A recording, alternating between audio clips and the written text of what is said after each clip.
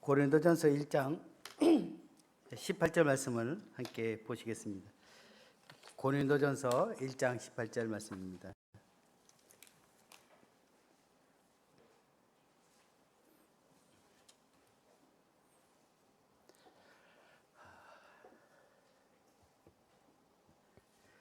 오늘 함께 나눌 이 주제의 말씀은 십자가의 능력입니다. 십자가의 능력. 같이 함께 읽어보겠습니다. 고린도전서 1장 18절 시작. 십자가의 도가 멸망하는 자들에게는 미련한 것이요 구원받는 우리에게는 하나님의 능력이다. 구원을 받는 우리에게는 하나님의 능력이다. 성도님들은 또 여기 계신 분들은 십자가는 어떤 의미로 다가오고 계십니까? 교회를 상징하는 단순 조형물입니까? 하나님의 사람 사도 바울은 이렇게 고백합니다. 십자가에 관한 말씀이 하나님을 알지 못하는 세상 사람, 즉 멸망하는 사람들에게는 어리석고 미련한 것에 불과하지만 구원을 받은 우리에게는 하나님의 능력입니다 라고 말하고 있습니다. 사랑하는 성도님들은 십자가가 하나님의 능력으로 다가오십니까? 되도록이면 앞에서 이렇게 노래하는 걸 좀 하지 않으려고 제가 엄치다 보니까 이 구절을 보게 되면 항상 이제 허인호 형제님이 이 집회를 하실 때 늘 자주 부르는 십자가의 길 또는 뭐 가야 하는 길이라는 이 제목으로 이 찬송을 이렇게 늘 불렀던 것이 있습니다. 예수님 죽어 주신 십자가의 길 멸망하는 자에게는 미련의 배도 구원받은 우리에게 능력이라오 너도 나도 이 길만을 가야 하는 길. 오늘 이 시간만이라도 십자가의 의미와 십자가의 능력에 대해서 참 생각하는 그러한 시간이 되기를 원합니다. 우선 이 능력이란 이 말뜻을 보게 되면 어떤 일을 해낼 수 있는 힘 또는 어떤 일에 대한 재능을 뜻합니다. 쉽게 표현하면 무엇을 해낼 수 있는 힘을 말하고 있습니다. 수학 능력 시험 또 한국사 능력 시험 이렇게 할 때 이 능력이라는 말을 사용하는데요. 그가 얼마만큼 이 문제를 풀 수 있는 능력이 있는가를 이렇게 테스트하는 시험이 이러한 능력 시험입니다. 그러면 십자가를 통해서 하나님께서는 우리에게 무슨 능력을 나타내었는가 또는 우리 십자가를 통해서 우리는 어떠한 능력을 갖게 되었는가에 대해서 주님 허락하시는 대로 이렇게 살펴보기를 원합니다. 오늘은 이 십자가는 하나님께 나아가는 유일한 구원의 길이며 하나님의 사랑의 확증이다 라는 그러한 소주제로 말씀을 나누기를 원합니다. 로마서 1장 16절을 이렇게 보게 되면 내가 복음을 부끄러워하지 아니하노니 이 복음은 모든 믿는 자에게 구원을 주시는 하나님의 능력이 됨이라. 먼저는 유대인에게요 그리고 헬라인에게로다. 십자가 즉 십자가의 복음은 모든 믿는 자들에게 구원을 주시는 하나님의 능력입니다. 오늘 예배 시간에 불렀던 찬송 또는 함께 감사했던 그 모든 감사의 기도의 제목은 참 놀랍게 이 십자가를 바라보면서 십자가로 인한 그 사랑, 그 십자가의 그 능력, 십자가를 통해서 베푸신 그 구원, 우리가 이러한 것들을 감사했고 찬양했고 또 기도했습니다. 우리의 신앙의 근원, 우리의 믿음의 근원이 이 십자가를 벗어나서는 어떤 것도 우리가 말할 수 없는 것을 또한 보게 됩니다. 아직 이 가운데 예수 그리스도를 영접하지 못하고 이 구원의 확신을 갖고 있지 못한 분이 계시다면 이 십자가에 관한 의미를 우리가 분명하게 깨닫게 될 때 우리는 거기서부터 구원 또는 믿음에 대해서 우리가 명확하게 확정할 수 있습니다. 모든 믿는 자들에게 구원을 주시는 하나님의 능력, 이것이 바로 십자가로부터 시작되었던 것을 성경은 우리에게 분명히 말씀해 주고 있습니다. 하나님께서는 십자가 방법 외에 다른 구원의 길이 있었다면 그렇게 하셨을 것입니다. 하지만 인간을 구원할 유일한 그 길이 십자가밖에 없었기 때문에 하나님께서는 그 아들 예수 그리스도를 통해 이 십자가의 길을 걸어가도록 하셨던 것입니다. 십자가.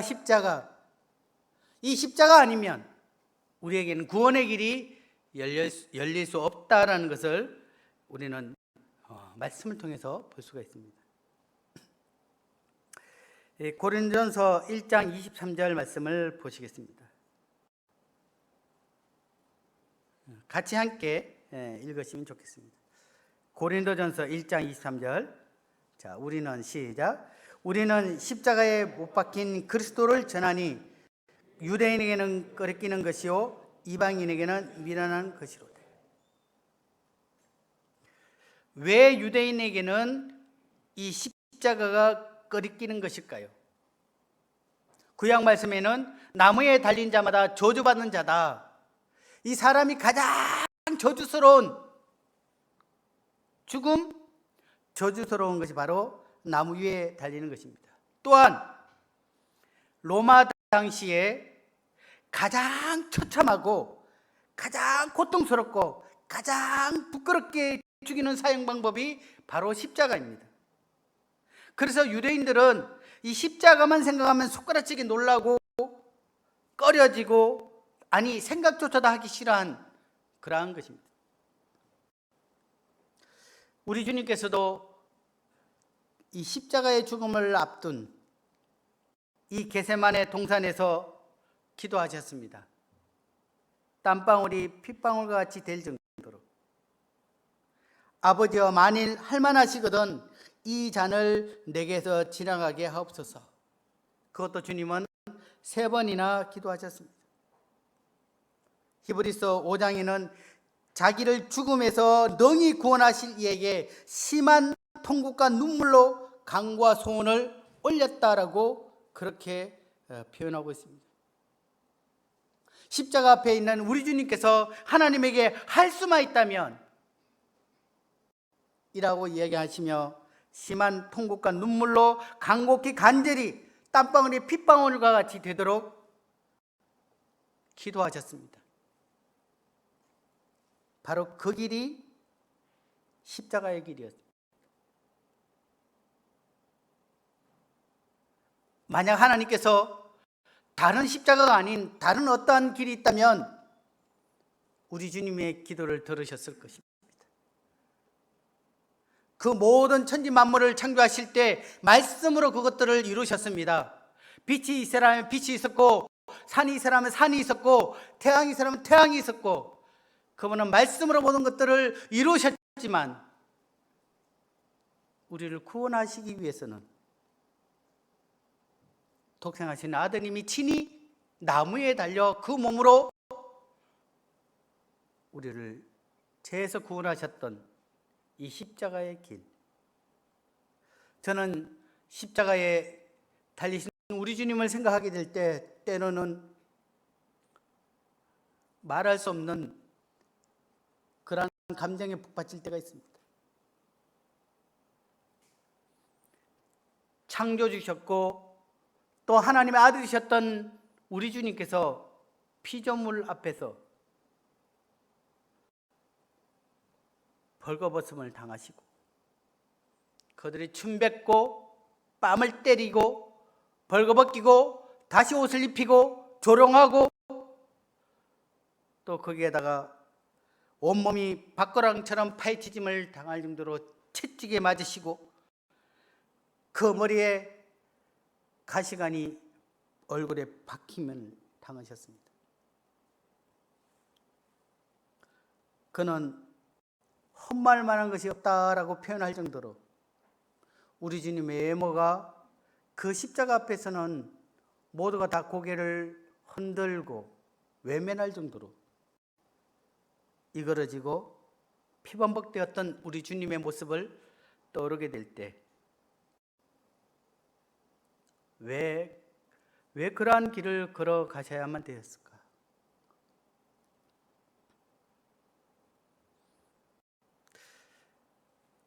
우리 주님의 양손은 부활하신 이후에 도마에게 얘기했죠. 네 손가락을 넣어봐라. 그리고 네 손을 내 옆구리에 넣어봐라. 그리고 보지 않고 믿는 자가 복되다 라고 할 정도로 이 장정이 손가락을 집어넣을 정도로 굵은 못에 우리 주님이 양손과 양발에 박히셨고 어른 주먹이 들어갈 정도로 우리 주님의 옆구리에 그 창자국이 그렇게 굵었던 창자국에 온전히 그 몸이 박히시는 그러한 고통과 죽음을 당하셨습니다.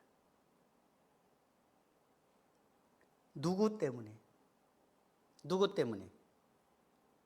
바로 나와 여기 계신 여러분들을 위해서 우리 주님께서 그러한 길을 걸어가셨던 것을 볼 수 있습니다.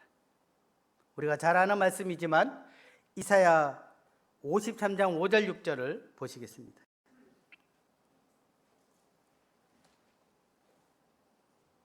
이사야 53장 5절 6절 5절입니다. 그가 찔림은 우리의 허물 때문이요 그가 상함은 우리의 죄악 때문이라.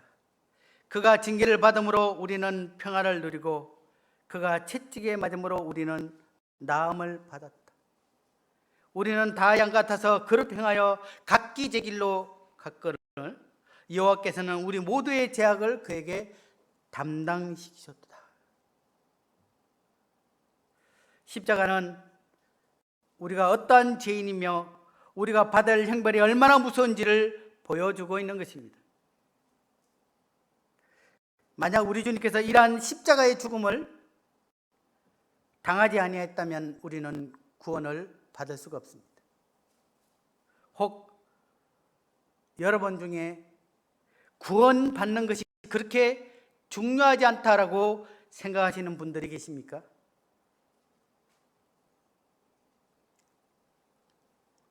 만약 그렇다면 하나님을 바보로 만드는 것입니다. 구원이 그렇게 중요한 것이 아니라면 하나님께서는 무엇 때문에 하나밖에 없으신 그 독생자를 이와 같은 고통의 십자가에 내어주시겠습니까? 왜?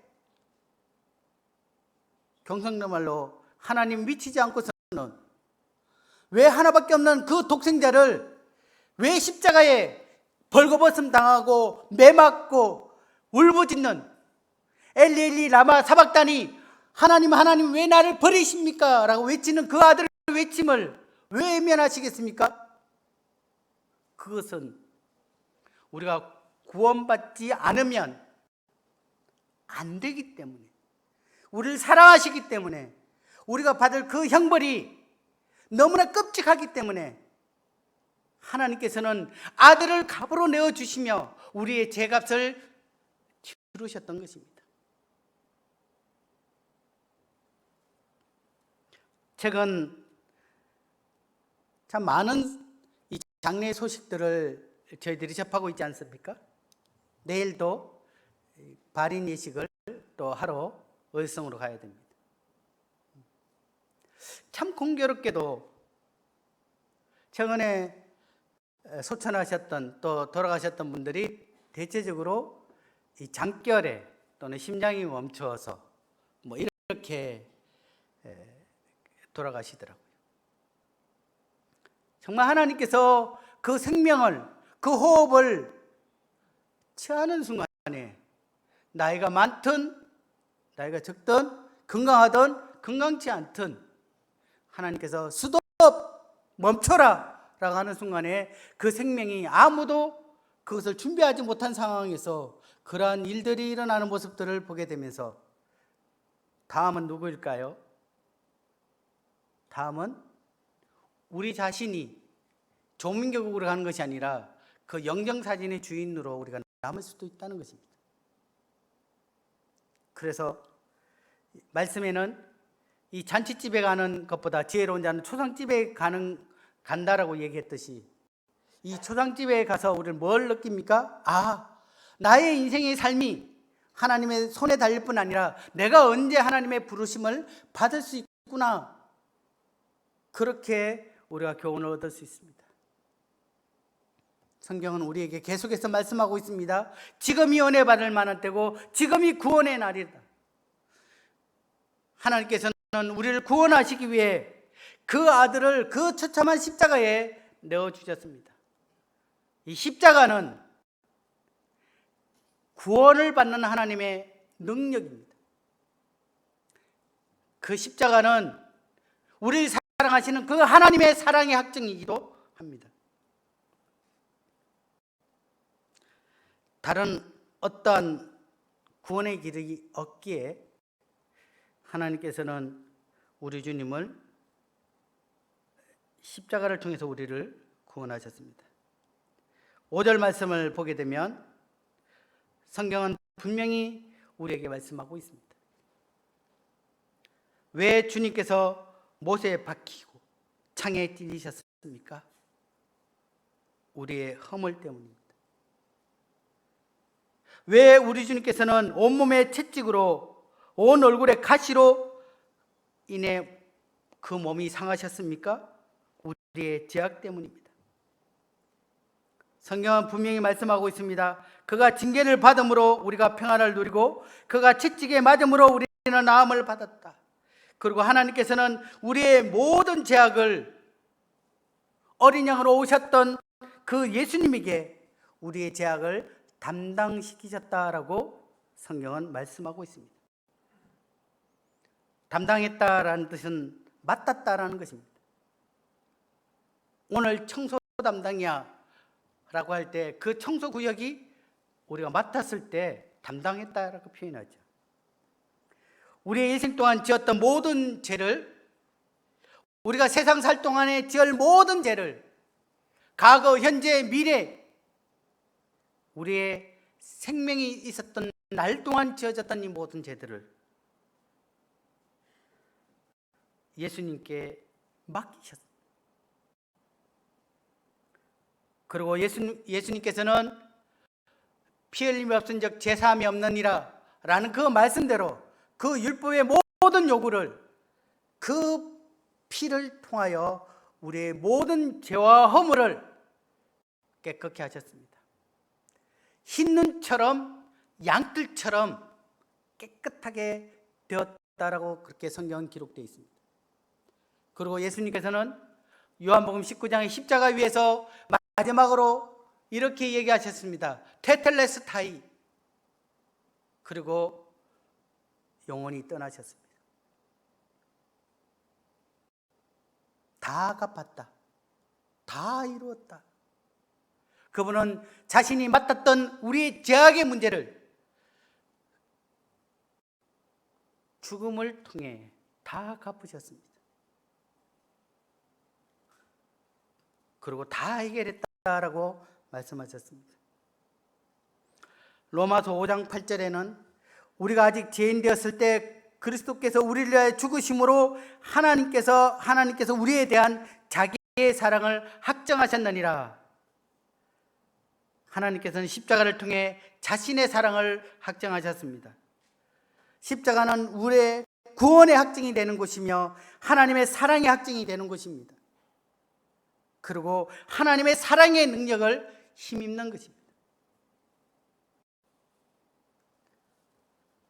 히브리서에는 우리가 하나님 앞에 나갈 담대함을 가졌다라고 되어 있습니다. 하나님 앞에 실제 우리의 모습으로는 여전히 연약한 모습이 있기 때문에 하나님 앞에, 거룩하신 하나님 앞에 나가기가 어렵습니다.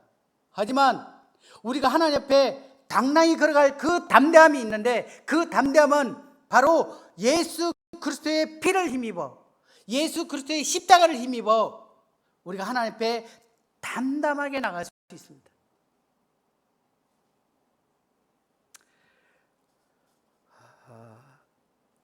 김원대 형제님 장인 어른에게 돌아가시기 전에 이 복음을 전한 적이 있었습니다. 그때 제가 종이를 이렇게 오려서 십자가 모양을 이렇게 만들었습니다. 주일학교 아이들 복음 전할 때 이 선언 방법들이 있거든요. 그래서 십자가를 모양을 만들어서 이 십자가가 이 마음속에 믿어지고, 그 십자가에 계신 그 예수님을 마음속에 영접하게 될 때 우리가 하나님 앞에 당당하게 담대히 나아갈 수 있습니다 라고 하면서 그 십자가 종이를 가슴에 이렇게 드렸습니다. 이렇게 부처님이 이렇게 잡으셨어요. 그리고 내가 십자가를 믿습니다. 이 십자가가 우리 이게 종이에 붙어 있는 것이 아니라 우리 마음속에 그 십자가를 우리 마음에 믿게 될 때 우리는 하나님 앞에 구원받았습니다 라고 그렇게 말할 수 있습니다. 굉장히 기뻐하셨어요. 그 모습이 참 헌합니다. 모습이. 그리고 이틀 뒤에 십자가에 고난당하신 예수님의 그 고난의 장면을 동영상을 통해서 이 어르신 모임에 노홍재님께서 틀어주셨을 때 하염없이 우셨습니다. 하염없이 우셨어요. 모친님들 우시는 건 이해해야 되는데 우리 부친님이 눈물을 흘리셨습니다. 그와 같은 고통으로, 그와 같은 사랑으로 우리를 구원하셨습니다.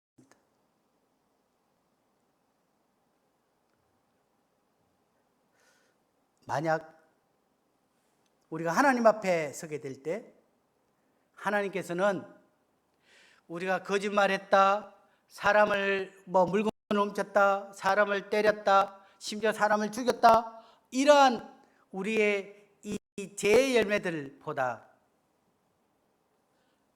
아들을 우리를 구원하시기 위해 주셨던 그 아들의 십자가의 그 사역을 외면하고 부인하고 무시하고, 성경에는 아들의 피를 발로 밟는다라고 표현하고 있습니다. 그들에게 당할 그 진노가 얼마나 크겠느냐라고 성경 기록되어 있습니다. 우리가 거짓말한 것 때문에 하나님이 분노하시겠습니까? 우리가 옆에 있는 물건을 훔친 것 때문에 하나님께서 노하시겠습니까? 물론 거룩하신 하나님 입장에서는 그 작은 죄 문제도 하나님은 명백하게 판단하실 것입니다. 하지만 우리를 사랑해서 하나밖에 없는 그 독생자를 그 십자가의 그 엄청난 고난 가운데 우리를 위해서 죽었고 우리를 위해서 부활하셨던 그 예수님을 무시하고 외면하고 믿지 않았던 그것에 대해서 하나님은 반드시 그 책임을 물으실 것입니다. 아니, 용서할 수 없으실 것입니다. 하나님께서는 하나님이 우리를 사랑하신다는 것을 확정을 했는데 무엇을 통해서 확정했냐? 자기 전부인 예수 그리스도를 우리를 위해서 내어주셨던 것입니다. 이보다 더 큰 사랑을 확정할 수가 없습니다. 하나님의 사랑의 확정은 바로 그 아들 예수 그리스도의 십자가의 그러한 사역이었고, 또한 하나님 편에서는 우리에 대한 사랑을 십자가를 통해서 확정하셨다라고 성경에 말씀하고 있습니다. 로마서 8장 32절 말씀을 보겠습니다.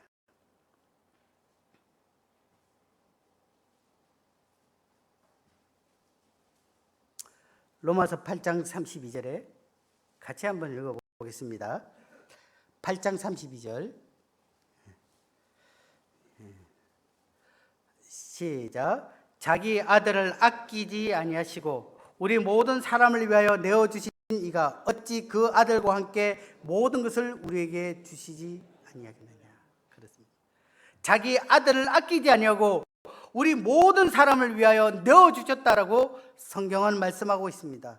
왜냐하면 우리를 사랑하시기 때문에 그 아들을 십자가에 내어주셨습니다.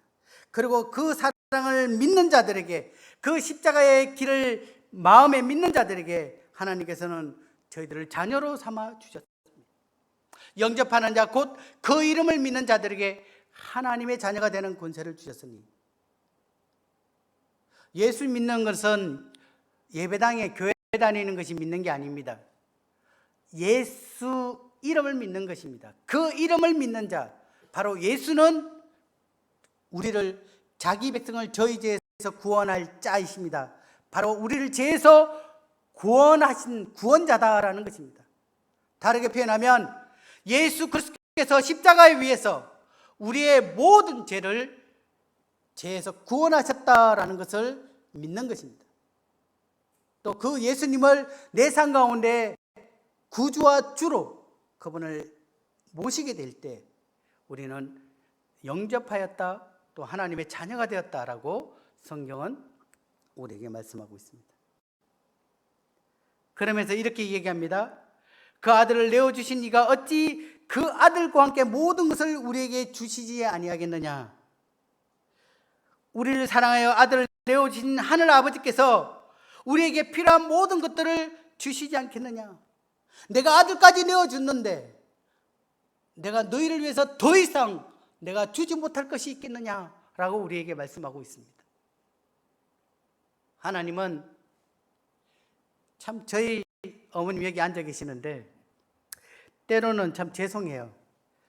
아들을 위해서 주고 싶은 게 너무 많아요. 어떨 때는 그냥 지갑에 있는 것도 그냥 이렇게 있으면 야 기름 해라 그러면서 던져놓고 내려가기도 하고, 어떨 때는 집에 있는 이렇게 음료수 맛난 거 있으면 꼭 차에 두시기도 하고, 그냥 아들을 사랑하니까 아들에게 뭔가 귀한 것이 있으면 주고 싶어서. 그래서 여인이 어찌 그 태에서 난 자식을 잊겠으며, 정말 하나님의 사랑을 닮은 사랑이 바로 우리 어머님의 사랑입니다.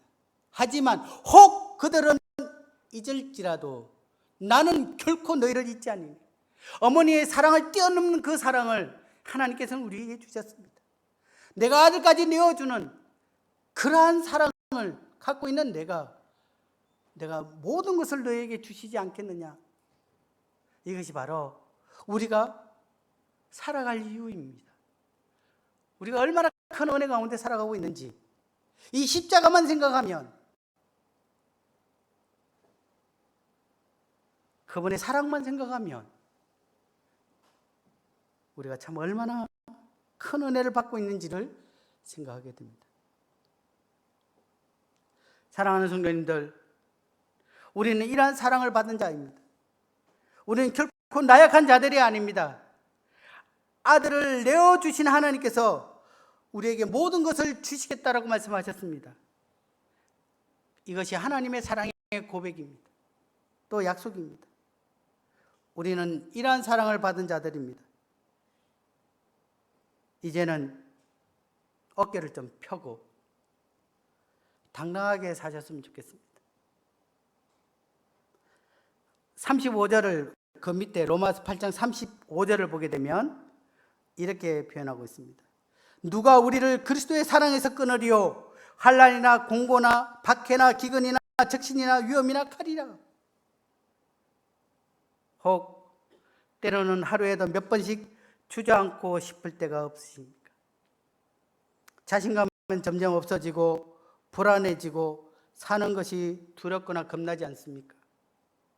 때로는 자신의 무능한 모습 때문에 실망되어지고 또 환경이 원망스럽고 기댈 만한 곳이 없어서 낙심되고 있지 않습니까? 이럴 때 십자가를 바라보십시오. 십자가를 향해 가까이 나아가십시오. 나를 사랑하사 나를 위하여 자기 몸을 버리신 하나님의 아들이신 우리 주님께서 우리에게 말씀하고 있습니다. 나는 너를 너무나 사랑하여 나는 너를 위해 이렇게 십자가에 대신 죽었다. 세상 어떤 것보다 나는 너를 사랑한다. 나는 너를 위해 기꺼이 내 생명까지 내어 주었다. 나는 내 목숨보다 네가 더 귀하다 라고 주님이 우리에게 말씀하고 있습니다. 성경은 누구든지 어떤 것도 심지어 환난과 핍박과 그리고 어떠한 고난 속에도 우리를 사랑하신 그리스도의 그 사랑에서 끊을 수 없다라고 말하고 있습니다. 우리 주님이, 우리 하나님이 우리를 이와 같이 사랑하고 계십니다. 끝으로 8장 37절을 같이 읽어보겠습니다. 8장 37절입니다. 자, 그러나 시작. 그러나 이 모든 일에 우리를 사랑하시는 이로 말미암아 우리가 넉넉히 이기느니라. 우리를 사랑하시는 이로 말미암아 우리가 넉넉히 이긴다라고 되어 있습니다. 우리가 왜 세상에 주눅 들고 기죽어 사는지 아십니까? 베드로가 이 바다 위에 풍랑의 배 위에 있을 때 예수님이 딱 나타나니까 예수님이면 저를 오라 하십시오 라고 하니까 베드로가 물 위로 걸어갔죠. 그러다가 파도가 치는 이 풍랑을 바라보니까 어떻게 해요? 물에 쑥 빠졌습니다. 그때 예수님이 베드로 그냥 죽이게 만들지 않고 얼른 손을 잡으면서 그를 붙들며 이렇게 얘기했습니다. 믿음이 적은 자들아 왜 의심하느냐, 이렇게 표현했던 것처럼 우리가 십자가를 바라보지 않고 세상을 바라보기 시작했고 내 형편을 바라보고 내 자신을 바라보기 때문에 우리는 더 외롭고 더 주눅이 들어있는 모습들을 보게 됩니다. 우리는 그러한 자들이 아닙니다. 하나님께서 자기 아들을 생명을 주고 맞바꾼 그러한 어떠한 보석보다 어떠한 사람보다 어떠한 것보다 더 존귀하고 더 값있는 자들입니다. 우리는 하나님의 자녀들입니다. 이 땅에서는 지금 남들과 비교되어서 그렇게 드러나지 않지만 주님 오시기에 그날이 되면 우리나라 최고의 대그룹 회장보다 전 세계에서 가장 높은 대통령보다 우리는 더 귀한 신분이었음을 확인하게 될 것입니다. 그래서 우리에게 이 놀라운 복스러운 소망을 주셨습니다. 잠시 머무는 이 땅에 기죽지 마십시오.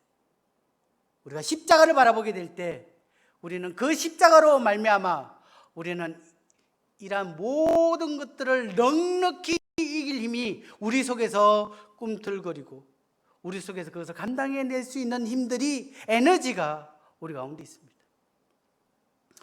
엘리자베스 클레페인이라는 여인이 있었습니다. 그녀는 어릴 때부터 늘 몸이 아파서 참 아픈 병 가운데 늘 살아왔습니다.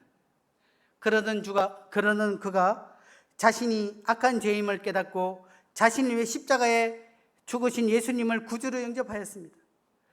그 후로 그녀는 삶이 변했습니다. 여전히 육체의 연약함을 갖고 있었지만 그는 평생 고아를 돌보며 그의 마지막 생애도 고아원에서 생애를 마쳤습니다.